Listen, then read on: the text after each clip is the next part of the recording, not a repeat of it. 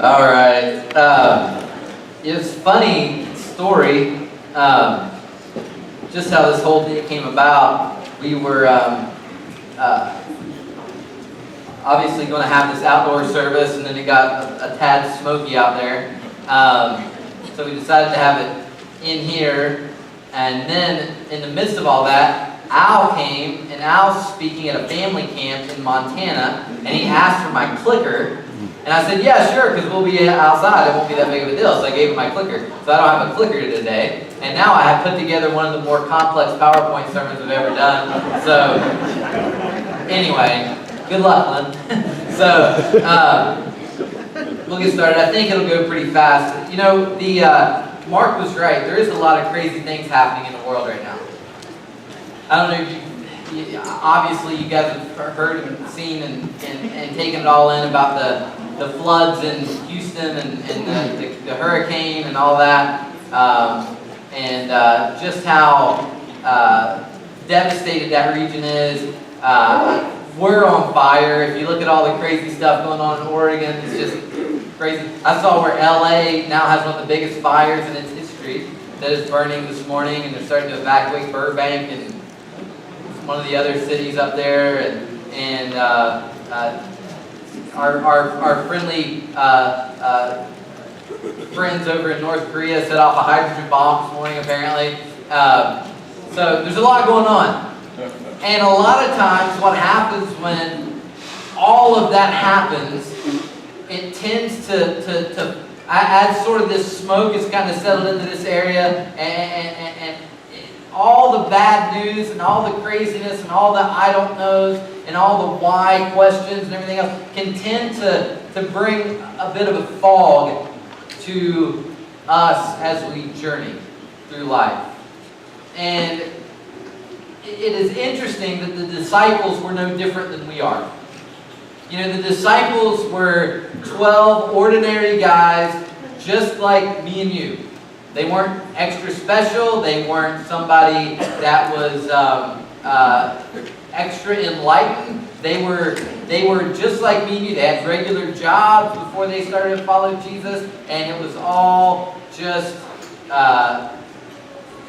they struggled just like we do.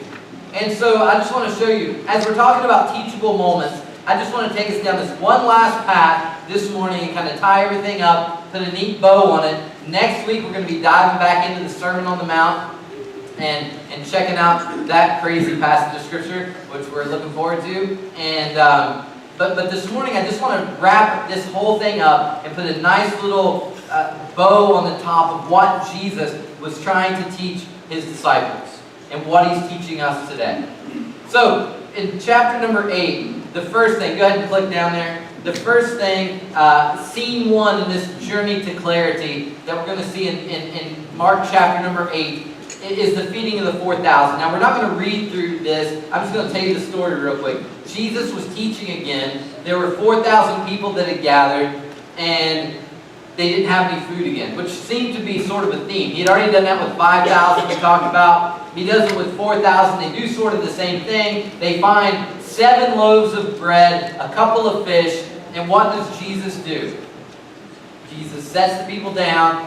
He blesses the bread, the meager little bit of food that they have, and he blesses it, he breaks it up, and he feeds everybody, the Bible says, until they were satisfied. This is in the first 10 verses of chapter 8. So he feeds them all until they're satisfied. 7 basketfuls are left over. So he starts off with 7 loaves of bread, a few fish, and they have 7 basketfuls of food at the end of the day. So that's sort of that story. Now we're going to pick it up in scene 2. So he's fed the 4,000 there. Scene number 2, we see the boat and the bread. Now we're going to read this one. So go ahead and click down. Just kind of follow me as I babble and see if you can keep up. All right. The Pharisees came. Verse number 11 of Mark chapter 8. You're getting in a boat, getting ready to go to the other side of the sea. And it says, the Pharisees came and began to question Jesus. Now this happened quite a bit. The Pharisees were what we would call, they were pretenders. They were hypocrites. They would say one thing with their mouth and do another with their actions. And they worship God with their lips, but their hearts were far from Him. He says in Mark chapter 7. But the Pharisees came and began to question Jesus. To test Him, they asked Him for a sign from heaven. He sighed deeply. He just fed 4,000 people with 7 loaves of bread. And they asked for a sign. So He sighed deeply and said, "Why does this generation ask for a sign? Truly I tell you, no sign will be given to it." Then He left them, got back into the boat, and crossed to the other side. Okay? Now for those of you that aren't super familiar with the Bible, the Pharisees were the religious elite. They talked a good game, but they were not followers of Jesus. So that's who they are. Go to the next slide. It says the disciples had forgotten to bring bread. So now let's grab the context real quick.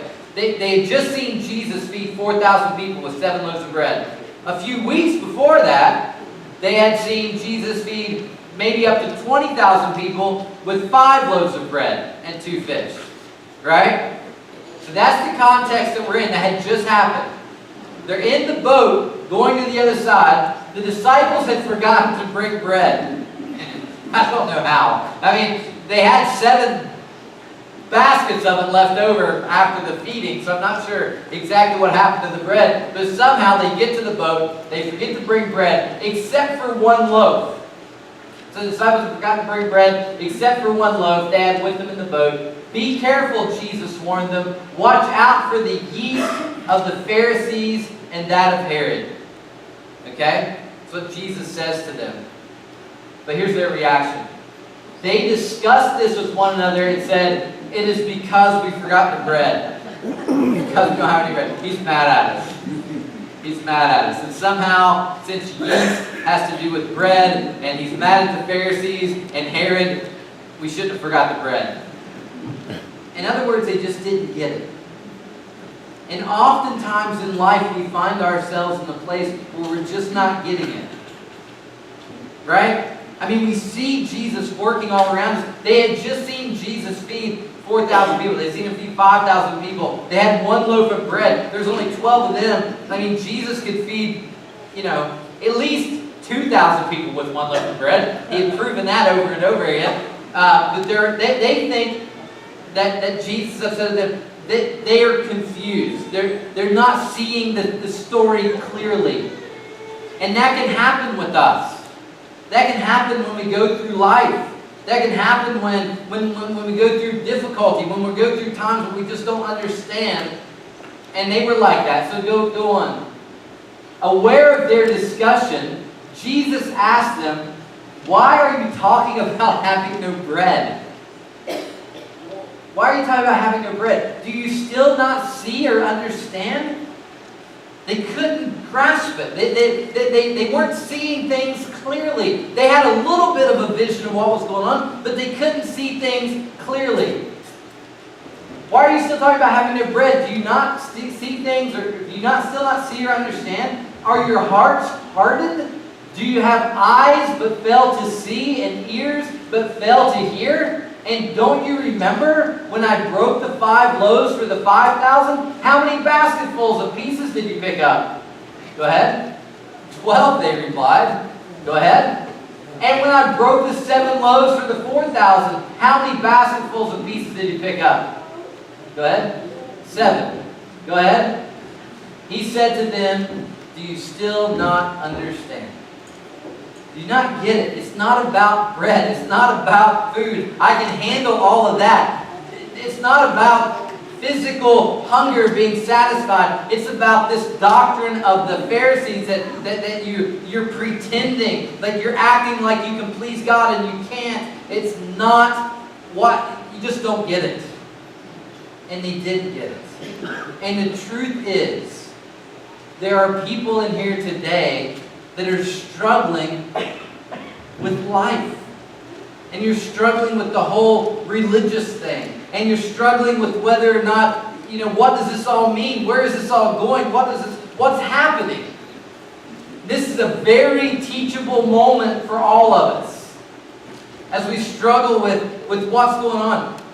Man, you look out, and how many of you have heard somebody ask the question, how can all this happen? If there's a God, why is all this happening? Maybe you've heard that question. Raise your hand if you've heard that question. All right. So, I see how you are. You can all scream and shout when it comes to your hymn, but when it comes to this, honestly, I thought we were going to have an interpreter in here for a few minutes. Telling you guys to speak in tongues, but wasn't sure what was going on. All right, so that scene 1, we see the feeding of the 4,000. Scene 2, we see the boat and the bread and the confusion. Now, Jesus goes to scene number 3. The twice-healed blind man. Right? And so I want you to see the progression here. What happens? Let's check it out. They came to Bethsaida. So they come in the boat, they get out of the boat, they go to Bethsaida, and some people brought a blind man and begged Jesus to touch him. He took the blind man by the hand and led him outside the village. When he had spit on the man's eyes, now I don't know why that was his preferred method of healing, but it was. When he had spit on the man's eyes, I don't know. It's odd. If I was, I don't know. I don't know why he did it. I'm sure there's a good theological reason that somebody could give me, but I don't know what it is, so my apologies. But he took the blind man by the hand, led him outside the village. When he had spit on the man's eyes and put his hands on him, Jesus asked, "Do you see anything?" This is a microcosm of our journey. This is a microcosm of what life throws at us. Check it out what his answer is. He looked up and said, "I see people. They look like trees walking around." So I can see sort of. I'm getting a picture. And this is exactly what his disciples were going through. Jesus had just said in the boat on the way over, he said, "Can you not see? Do you not get it?" And then he comes out and he takes this blind man in front of his disciples and he spits on his eyes and he heals him a little bit. He heals him to the point where he can see, but he can't quite see clearly. You see, oftentimes we're on a journey in life. Some of us have these moments of clarity that we go from darkness right into light. We go from not knowing anything about Jesus to full-on loving Jesus just like that. Remember the Apostle Paul? He had that sort of moment, didn't he? Where he was on a horse, he was going to go kill, or a donkey maybe, he's on some mode of transportation. He was on his way, a light shines down, knocks him off his donkey, he looks up, Jesus talks directly to him, and he's saved, and he's radically changed right at that moment. My story is not that story. My story is not that story. I'm much more like this blind man. That I started to see the light in stages. You know, when John Bunyan wrote Pilgrim's Progress, and he writes about Pilgrim, and he goes, and his name changes to Christian a long time before the burden drops away. It was a journey for him. You see, I can't even, I'll be honest with you. I'll be honest with you. You guys want honesty? You might. You might not. You hired me, so hang on. Alright? I don't know the day or the moment that I got saved. I don't know when it is. I don't know when that was. I literally asked Jesus to come into my heart about 10,574 times between the ages of 5 and 18. Anybody else have a similar story? Which time was it? Was it even one of those times? I don't know. I don't know. My life has been, I was a Pharisee for a long time. I knew what to say for a long time, but there wasn't anything real in my heart. There wasn't anything growing in my heart. And I don't know when I became a Christian, but here's what I do know now. I am a Christian. And I think we'll be able to flesh that out here in just a minute. But my journey's not like Paul's. But that's okay because we're all in different places in life. And some of you in here might be saying, I just don't know what to, I just don't know where I'm at on this. I don't know where I'm at with God. I don't know where I'm at with Jesus. I don't know where I'm at. But listen, don't lose heart. Be honest about where you're at.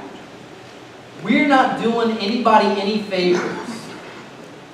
We're not doing anybody any favors by pushing people to try to admit that they know Jesus if they don't really know Jesus. And we're not doing anybody any favors by acting like we're Christians if we're not sure we're Christians. We're in church where we're trying to figure things out and do life together. Let's get honest about where we are. And some of us this morning are like this guy right now saying, I see something, but I'm not sure what I see. It's not making a ton of sense to me.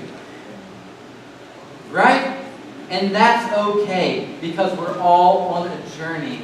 But here's the thing, the beautiful thing that I think Jesus is doing for all of us as we journey on. He doesn't leave us in the place where we're not sure. The beautiful thing about just saying, you know what, if Jesus is real, I'm going to follow Him. I'm going to just trust Him as best as I know how and see what He does. The beautiful thing about that, our sovereign God doesn't leave us in this place. Our sovereign God takes us to a place of clarity. Amen? He did it for me. And most of you who've gone through a similar journey to me, and I could get more into it if it wasn't 1,000 degrees in here, but it is He didn't leave me there. There were many years I was in a fog. There were many years I wasn't sure what I was doing. There were many years I wasn't sure if I was a Christian or not. I remember, and my mom, bless her heart, she's not here today, is she? My mom, when I was in college, I called her and said, I said, I think I finally know Jesus. I made that statement. I think I finally know Jesus. And my mom said, that's not true. You've known Him since you were 5 years old. I remember. Because she was a little embarrassed at the fact that her son went all the way through Bible college and wasn't sure he knew Jesus. I was getting my master's degree in Bible college, right? There was a fog, but Jesus didn't leave me in the fog. Here's what He did for me. Go ahead. Or for me. In West Virginia, that's what He did for me. Alright, so anyway. It says, once more Jesus put His hands on the man's eyes. Then his eyes were opened. His sight was restored. And he saw how? Everything clearly. Jesus sent him home saying, don't even go into the village. So his disciples see this. He didn't leave the guy there in the fog. He didn't leave him where he didn't understand. He brought him to a place of gospel clarity. Check out what He does with the disciples. See number 4. It says in verse number 20, must be time to eat. She's hurrying me up here. All right, so see how fast you clicked through that? That was awesome. So, Jesus and His disciples went on to the villages around Caesarea Philippi. On the way, He asked them. Now remember, they had been confused. They weren't sure what was going on. Jesus just said in the boat on the way over, do you not get it? Do you not understand? It's not about bread. Jesus asked them, who do people say that I am? What was their answer? Click one more. They replied, some say John the Baptist, others say Elijah, and still others one of the prophets. Then Jesus says this, but what about you? He asked, who do you say that I am? And Peter said this, you are the Messiah.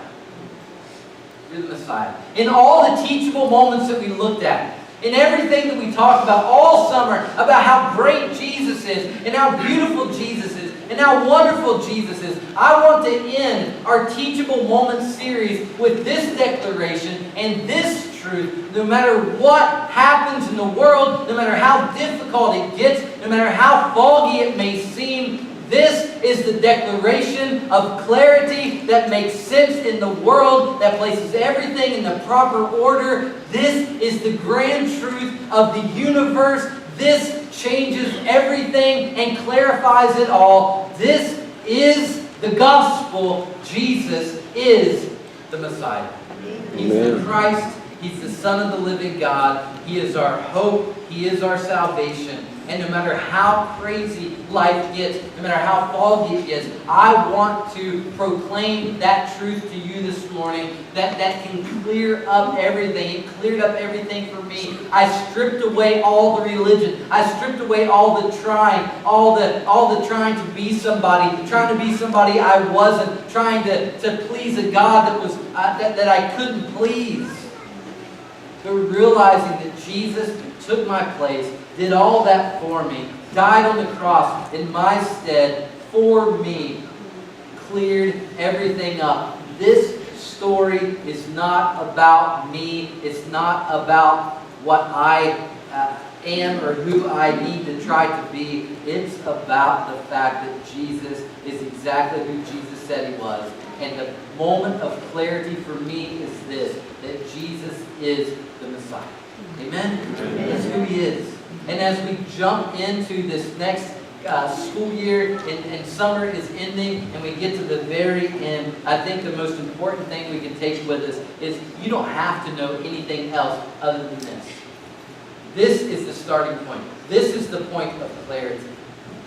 If you're questioning, if you're wondering, if you're concerned, let me just encourage you today. We can strip away all the others, but this has to reign supreme. This is the clarity. This is what makes us see everything in the right context. Jesus is the Christ, the Son of the living God. And he is our Savior, and he is our hope. Amen? Amen. Dear Heavenly Father God, as we finish on this note, as we heard last week, Chris tell us that this is real, that Jesus is real, that he loves us. God, I just ask, as we're talking about these teachable moments, that somebody here that would say, I don't know about this religious stuff, I don't know about this Baptist stuff, I don't know about this church stuff, would just let all that be stripped away because all that can be worked out later. None of that is essential. But God, what is essential? What is the thing that brings clarity? What is the thing that brings us to laser-like focus on what truly matters? Is this statement that proclaims that Jesus is the Messiah. Lord, help us to be clear in our message. That life isn't about being a good church member. Life isn't about being a good husband. Life isn't about being any of those things. Those are byproducts of knowing you. And God, help our message to be singular. Help it to be clear. That in all our actions and all our doings and all our honesty and all of who we are and laying everything open, the truth is you are the Messiah. And that is all that matters. God, help us to look at that. Help us to focus on you. Thank you for making that clear to us. Help us to proclaim that message boldly and loudly with words and with actions.